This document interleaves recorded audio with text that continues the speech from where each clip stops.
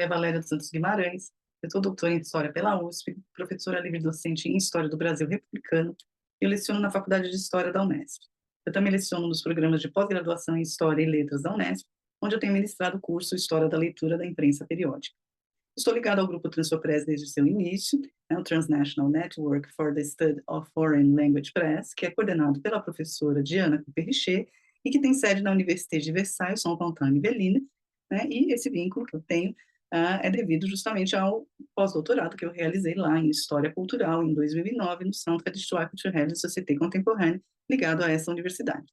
Nessa ocasião, eu organizei com a Diana Cooper-Richer uma jornada de estudos que resultou no livro Le Transfert Culturel, Sample de la Presse en France au Brasil, editado pela L'Harmattan em 2011 e que saiu em português no Brasil pela EDUSP em 2012.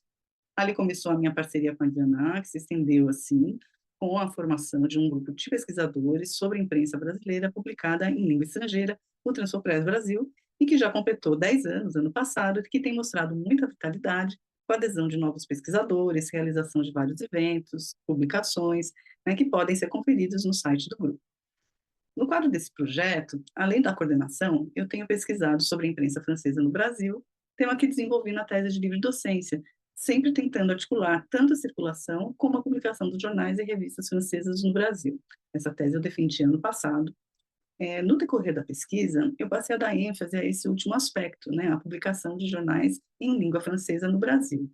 A princípio, eu pensei em me restringir a um ou dois periódicos, mas o tema havia sido tão pouco explorado que eu acabei me dedicando a tentar dar um panorama mais geral, dessa imprensa no Brasil, até porque eu senti necessidade para poder contextualizar os jornais que eu estava me aprofundando um pouco mais.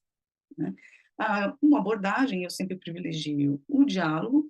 com outras pesquisas já realizadas e com aquelas que estão em curso sobre o tema, inclusive com vários colegas, do Transfopress Brasil, levando a cabo, essas pesquisas de um corpus que até então foi muito pouco explorado. Minha maior preocupação é entender as relações entre essa imprensa franco-brasileira e o meio profissional da imprensa publicada no Brasil. Qual papel esses jornais e revistas tiveram, como que eles representavam o Brasil, os brasileiros, os franceses, suas relações, sempre me utilizando de um aparato conceitual ligado à história relacional. Ou seja, eu tento questionar o conceito mais comum de influência, muito ligado à noção de cópia, e problematizar essas trocas culturais, tentando entender as suas complexidades e o resultado das suas interações, lançando mão de conceitos como transferências culturais, histórias cruzadas, história global, circulações transnacionais, entre outros. Depois de publicar alguns artigos e ter escrito um livro, que vou publicar, dando esse panorama do que eu chamei de era de ouro da imprensa publicada em francês do Brasil, quer dizer, aquela compreendida mais ou menos entre 1850 e 1930, quando houve, de fato, um auge dessas publicações, eu comecei a me perguntar sobre as características desses periódicos, dessas publicações do mesmo estilo após 1930. Então, foi fazendo levantamento de revistas e jornais franceses com um artigo já publicado, e depois para o catálogo Transfopress Brasil, que eu organizei com colegas do grupo, que eu encontrei a Revue Française du Brésil, publicada entre 1932 e 1939, no Rio de Janeiro. Foi fazendo justamente o levantamento de revistas e de jornais franceses para um artigo que eu já tinha publicado, que eu dava essa visão, tentava dar essa visão de conjunto, traçar essas cronologias sobre a imprensa francesa no Brasil, e depois organizando um catálogo dessas publicações, que eu fiz inclusive para esse artigo, fiz um levantamento da imprensa francesa publicada no Brasil, que depois eu levei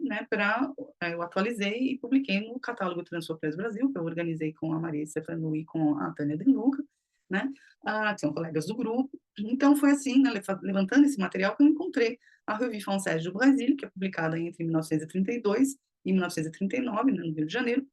que fugia,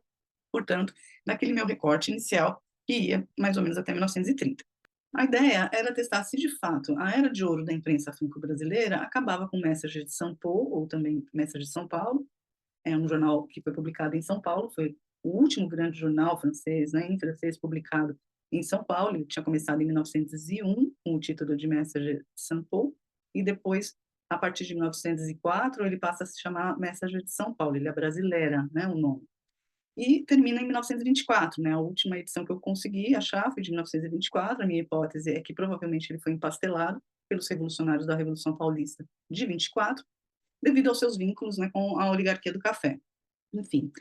o fato é que eu queria saber se tinha mais coisa depois disso, né, e como que eram esses jornais que eu tinha descoberto, né, depois disso. Então eu descobri essa revista que parecia de fato ter rompido com aquela lógica dos jornais da Primeira República, que alguns que já vinham até desde o século XIX, como o Étoile du Sud, do Henri e do Charles Morel, a La Revue Franco-Brésilienne, de Émile Lambert, o Le Journal Français du Brasil, do Charles Maillet, de São Paulo, né, esses dois primeiros que eu citei eram do Rio, o Jornal Français do Brasil, do Charles Maillet, era de São Paulo, o próprio Le Messager de São Paulo, né, do Eugênio Lender, enfim, né, eles estavam muito ligados à lógica do século XIX e de seus periódicos mais expressivos, que tinham sido muito centrais, né, para a colônia francesa no Brasil, como Le Courrier du Brasil, de Adolphe Hubert, ou Le Courrier du Brasil de l'Amérique du Sud, de Otto Valmont, ou o Le Messager du Brasil, do Émile Delot, todos eles publicados no Rio de Janeiro, onde a colônia era maior, enfim, entre vários outros veículos que foram menos longevos, mas que, de alguma maneira, configuraram aí, né, essa era de ouro da imprensa francesa no Brasil. Bom, a Revue Française du Brasil, ela começa a ser publicada em uma fase difícil para as publicações em língua estrangeira, né, no país. Era em plena consolidação do governo nacionalista do Getúlio Vargas, né, era 1932, enfim, né, era um momento de pressões, né, sofridas pelas oligarquias rurais e urbanas. O Getúlio Vargas estava sofrendo essas pressões, sabe, da Revolução de 1932, né, principalmente de São Paulo, como a gente sabe, que o Vargas estava sofrendo essas pressões, mas, enfim, foi um momento também que o nacionalismo se fortaleceu, né, sob o governo varguista, e manter uma revista como essa parecia ser um grande desafio, né? Então, na sua primeira fase, entre 32 e 33, a iniciativa era quase heróica, né? Como uma revista mensal muito simples, era feita por uma iniciativa de alguns grupos remanescentes mais tradicionais da colônia, como Maurice Godot. A capa era realmente pouco atraente, frente a um mercado editorial já muito pulsante em termos gráficos e com publicações muito mais sofisticadas, né, em termos de apresentação gráfica mesmo, e mesmo de editorias, de conteúdo, enfim,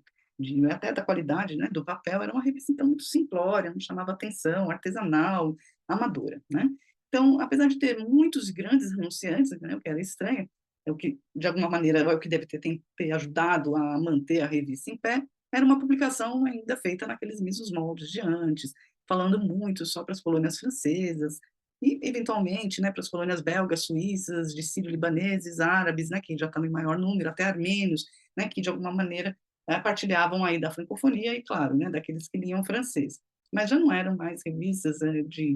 me parecia ser, né, uma revista de grande repercussão, como foram esses títulos que, né, que eu citei há pouco, que extrapolavam em muito, né, o público-alvo, né, mais natural, que seriam essas colônias, né, ou então os grupos francófonos, né, de alguma maneira.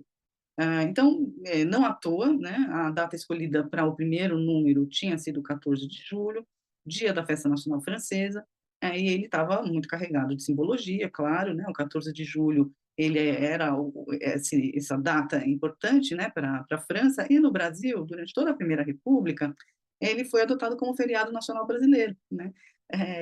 Engraçado até a gente falar, claro que não era o 14 de julho francês, né, comemorado no Brasil, mas era uma data que, de alguma forma, exaltava os valores republicanos e a nossa, enfim, união com a América Latina, já republicana desde a sua independência, né. E esse feriado ele era realmente muito aproveitado, claro, também pela colônia francesa e para esse congressamento entre a colônia francesa e os brasileiros. Então, uma revue franco-brésilienne, né, uma revista franco-brasileira, ser inaugurada no 14 de julho, tinha, né, essa forte conotação de afirmação, né. Enfim, né, acabei tratando disso em outro texto. O fato é que a revista, ela parece que não ia muito bem, né, houve tentativas de recuperá-la, abre-se assim, então, a segunda fase, entre 33 e 35, sob a direção de um armênio, né, o Etienne Brasil, ele adota o nome de Brasil, né, enfim, ele também é autor de um livro, La France au Brasil, né, e depois vocês leem lá no artigo, que vocês se vocês quiserem, enfim. E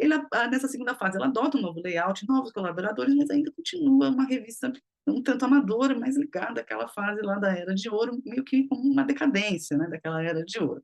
Mas isso acaba em 35. Em 35, ela se torna uma iniciativa subsidiada pela Aliança Francesa, amplia a cartela de anunciantes, reformula o layout, agora com capa colorida, papel brilhante, suplemento especial, muitos colaboradores, né, além da administração do Luiz Aníbal Falcão, que era um francês filho de pernambucano e de uma franco-inglesa, que foi se naturaliza brasileira, e era muito atuante nos meios literários brasileiros e na colônia francesa. Ele era a figura ideal para fazer essa mediação, né? A Revue France Brasiliana, ela se torna um veículo de expressão, né, no meio intelectual, com muitos vínculos aos grupos intelectuais conservadores e anticomunistas brasileiros, que encontraram um grande espaço, né, nessa nova conjuntura, né, de Vargas, como Tristão de Ataíde, que era o pseudônimo do Alceu Amaruso Lima, né, o famoso editor da revista católica A Ordem, a Afrânio Peixoto, Ivan Dunac, na verdade, é um pseudônimo do João Itiberê Cunha, que era um cara que estava ligado a um grupo belga, era um simbolista brasileiro muito conservador, enfim, entre outros, né? A revista, nessa sua fase pujante, passa a reunir um hall de colaboradores franceses de peso, como Jorge Rieders, Philippe Daphné, e até anunciam, né, correspondentes de peso, como Claude Blanchard. Né? O Claude Blanchard, ele era do importante jornal Paris Soir, né, era um nome de grande repercussão internacional, né, que passa a ser anunciado na revista no seu último ano, mas como eu não tive acesso à coleção inteira, que é uma coleção que está dispersa e incompleta, eu ainda não achei a comprovação de que ele de fato tenha participado, mas só o fato dele ter sido anunciado, né, como colaborador já dá a medida do quão importante, né, a revista ela estava se tornando nesse meio literário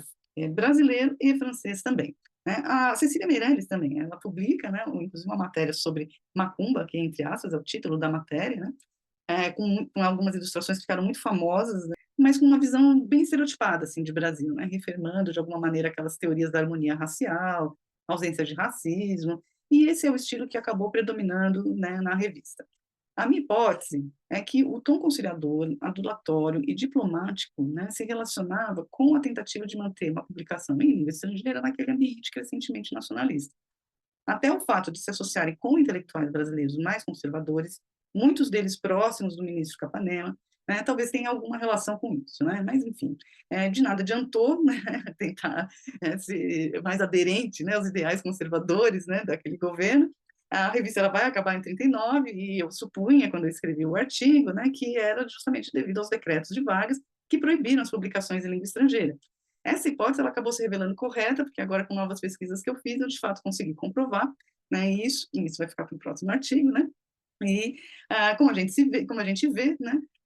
não é a categoria de influência francesa que eu tento destacar aqui, né, mas o foco entre as relações entre esses mediadores culturais, brasileiros e estrangeiros, e o seu papel na cultura brasileira, né, trabalhada de forma crítica, questionando suas posições culturais, as suas posições políticas, né, em uma história cultural, mas também uma história muito social. Né? Então, quem quiser saber mais detalhes sobre essa história, pode ler o artigo que eu publiquei no livro La Presse, esse livro aqui, né, La Presse francophone des Amériques, né, publicado pela editora Presse de l'Université Laval, de Quebec, no Canadá, ou em português, né, o capítulo Imprensa Franco-Brasileira e Redes Intelectuais no Entreguerras, né, o caso da Revue Française do Brasil, 1932 a 39, estava no Rio de Janeiro, né, no livro Mediações Transnacionais em Imprensa e Língua Estrangeira, publicada no Brasil, né, que saiu pela editora Unesp.